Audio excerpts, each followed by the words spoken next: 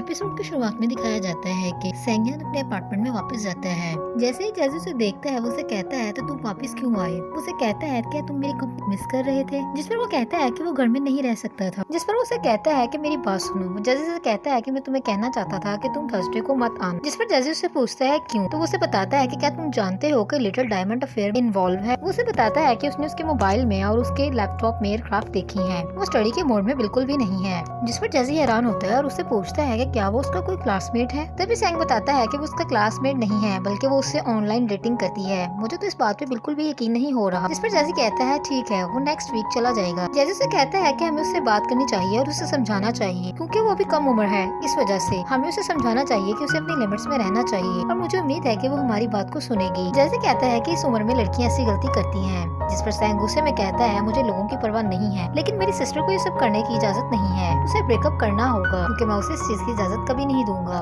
दूसरी तरफ 1 वीक गुजरने के बाद जब जैज़ी उसे पढ़ाने के लिए आता है तो सैंग और जैज़ी उसके पास आते हैं। सैंग उसे बात करने की कोशिश करता है लेकिन वो उसकी कोई भी बात का जवाब नहीं देती। जिस पर सैंग जैज़ी से कहता है कि वो खुद इससे बात करे। जैज़ी से पूछता है कि क्या वो ऑनलाइन डेटिंग में इन्वॉल्व है। जिस पर वो कहती है कि हाँ। तभी वो उससे पूछता है कि क्या वो उस लड़के से मिली है। तभी जैज़ी से कहता है कि तुमने मुझे कहा था कि कभी भी डेट नहीं करनी चाहिए और खुद तुम डेट में इन्वॉल्व हो, तुम कैसी लड़की हो।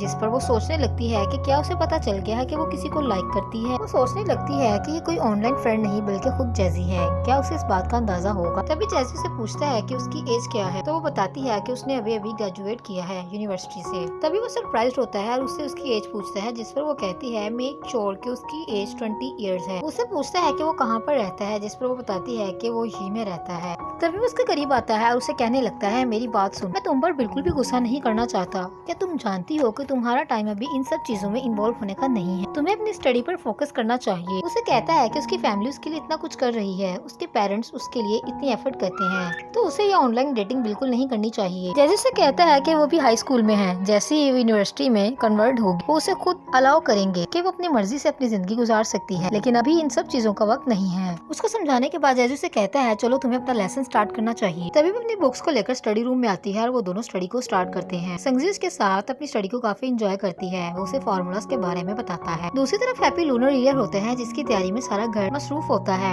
जैसे ही जैज़ी संगजी को पढ़ाकर वापस जाने लगता है वो देखता है कि सैंग घर की सफाई कर रहा होता है। वो उसे कहता है तो तुम घर का काम भी कर लेते हो। तभी सैंग की मदर उसे कहती है तुम लोगों का लेसन ओवर हो गया, चलो आकर कुछ फ्रूट्स खा लो। तभी उसकी माँ से बताती है कि उसने अपने हस्बैंड के साथ मिलकर प्लान किया है कि हम सब लोग मिलकर हैप्पी लूनर ईयर को सेलिब्रेट करेंगे। संगजी के फादर जैज़ी को कहते हैं कि तुम्हें हमें ज्वाइन करना चाहिए। जिस पर वो कहता है नहीं, मेरा ख्याल है कि मुझे कैंपस में ही स्टे करना चाहिए। वो बताता है कि हॉस्टल में आज डिनर है और उन्होंने हमें अच्छा पैकेज दिया है। सैंग से कहता है कि तुम वापस मत जाओ, मैं तुम्हारे बिना बोर हो जाऊंगा। तभी वो संगजी के फादर को कहता है चले मैं आपकी कुछ हेल्प करता हूँ। दूसरी तरफ संगजी फौरन से अपने रूम में जाती है और उसके लिए लूनर ईयर का गिफ्ट पैक करने लगती है। इधर जैज़ी उसके फादर के साथ डेकोरेट करने में हेल्प करता है। उसकी माँ से कहती है कि टेबल को क्लीन करने में आकर मेरी मदद करो। तभी वो उसका गिफ्ट छुपाती है और चुपके चुपके उसे देखने लगती है तो वो चुपके से उसके कोट की जेब में गिफ्ट को रख देती है। दूसरी तरफ संगजी की फैमिली सब लोग मिलकर लूनर ईयर को एंजॉय करते हैं और सेलिब्रेशन करते हैं। तभी अपने पेरेंट्स को विश करते हैं और उनके पेरेंट्स उन्हें गिफ्ट्स देते हैं। संगजी के फादर उसे न्यू फोन गिफ्ट करते हैं। तभी उसे जैज़ी का लूनर ईयर सेलिब्रेशन का मैसेज आता है जिसे देखकर वो काफी एक्साइटेड होती है। दूसरी तरफ जैज़ी अपने कैंपस में लूनर डिनर को एंजॉय कर रहा होता है कि तभी उसे हॉस्पिटल से कॉल आती है। तभी उसे बताया जाता है कि उसके फादर की कंडीशन काफी क्रिटिकल है, इसीलिए उन्हें लंग्स का इंजेक्शन लगाना जरूरी है क्योंकि वो लंग्स के इन्फेक्शन में इन्वॉल्व हो चुके हैं जो कि काफी हाई लेवल पर पहुंच चुका है। जैज़ी से कहा जाता है कि जितनी जल्दी हो सकता है वो आ जाए और आकर पेमेंट को क्लियर करे ताकि उसके फादर का ट्रीटमेंट स्टार्ट किया जा सके। जिस पर वो फौरन से अपने घर जाने की तैयारी करता है। नेक्स्ट मॉर्निंग संगजी जैसे ही डॉगी के साथ खेलकर अंदर आ रही होती है तभी सैंग उसे कहता है रुको रुको, अपना सामान लेती जाओ। वो उसे कहता है कि ये तुम्हें जैज़ी ने भेजा है, ये रैंक्स का रिवॉर्ड है। जिस पर वो उसे कहती है कि वो ये खुद मुझे देने के लिए क्यों नहीं आया। तभी वो उसे बताता है कि वो अपने घर जा चुका है, क्या उसने तुम्हें नहीं बताया। जिस पर वो अपसेट हो जाती है और सोचने लगती है कि वो मुझे बताए बगैर कैसे जा सकता है। कुछ दिनों बाद उसके एग्जाम के स्कोर का रिवॉर्ड फिर से जैज़ी उसे सेंड करता है जिसे वो कमरे के टेबल पर रखा पंखा देखकर बहुत खुश होती है। वो जैसे ही बॉक्स को ओपन करती है उसमें से एक भालू निकलता है जिसे देखकर वो बहुत खुश होती है। तभी वो उसे कॉल करती है और उसे कहती है कि उसका भेजा हुआ पैकेज उसे मिल गया है। जैसे उसे पूछता है कि क्या उसे पसंद आया, जिस पर वो कहती है ये तो मुझे मेरे भाई जैसा लग रहा है। ये सुनते ही वो स्माइल करने लगता है। तभी वो उसे कहता है कि वो अपनी स्टडी पर फोकस करे और बहुत अच्छे तरीके से पढ़े ताकि वो एक दिन कामयाब हो सके। दूसरी तरफ वो जैसी के लिए जो गिफ्ट लेकर आई होती है उसे खोलकर देखती है और दोबारा से रख देती है। वो उसके लिए खूबसूरत सी टाई गिफ्ट लेकर आती है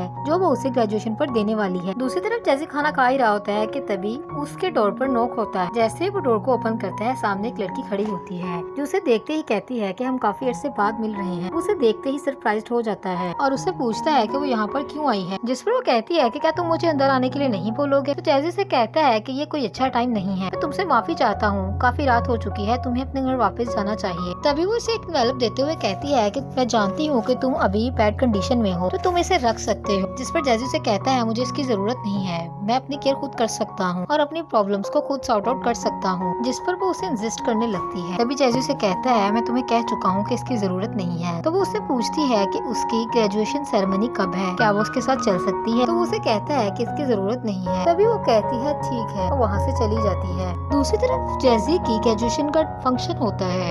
सब फ्रेंड्स मिलकर आपस में अपनी ग्रेजुएशन को एंजॉय कर रहे होते हैं और अपने फेवरेट टीचर के साथ पिक्स बना रहे होते हैं। इधर सैंग के फादर संगजी और सैंग के साथ उसकी सेरेमनी को अटेंड करने के लिए आते हैं। संगजी के हाथ में फ्लावर्स का एक बुके होता है। जैसे ही सैंग की नजर उसके क्लासमेट पर पड़ती है वो उनसे बात करने के लिए जाता है। संगजी की नजर जैसे ही जैजी पर पड़ती है वो खुश हो जाती है। उसके फ्रेंड उसके फादर को हेलो बोलते हैं। तभी संगजी फ्लावर्स का बुके देखने लगती है जो कि वो जैजी के लिए लेकर आती है। दूसरी तरफ संगजी के फादर उनके ग्रुप फोटो बनाने लगते हैं जिसमें चुपके चुपके वो जैजी को देखती है। तभी उसके फादर उनसे उनके प्लान के बारे में पूछते हैं तो आपस में दोस्तों के साथ डिस्कशन करने लगते हैं। इधर संगजी को जैसे ही मौका मिलता है वो जैजी को फ्लावर्स का बुके देती है, जिस पर वो उसे कहता है कि क्या तुम ये सैंग को नहीं दोगी। तो वो कहती है कि वो ऑलरेडी उसे दे चुकी है। तभी जैजी के क्लासमेट उससे पूछते हैं कि ये कौन है, तो उन्हें बताता है कि ये उसकी सिस्टर है, जिस पर वो चुपचाप स्माइल करती है। तभी जैजी का क्लासमेट संगजी को कहता है कि क्या वो उनकी एक फोटो ले सकती है, जिस पर वो कहती है ऑफ कोर्स क्यों नहीं। तभी वो उनकी एक तस्वीर लेती है। जैजी से कहता है कि तुम मेरे लिए इतना प्यारा फ्लावर्स का बुके लेकर आई हो, तुम्हारे साथ एक तस्वीर लेना तो बनती है। वो अपने दोस्त से कहता है कि वो उसकी बहन के साथ उसकी एक अच्छी सी तस्वीर ले ले, जिस पर वो बार बार जैजी की तरफ देखती है। जैजी से कहता है कि मुंह सीधा रखो और स्माइल करो। तभी उन दोनों की एक प्यारी सी पिक आती है। दूसरी तरफ सब लोग मिलकर एंजॉय कर रहे होते हैं।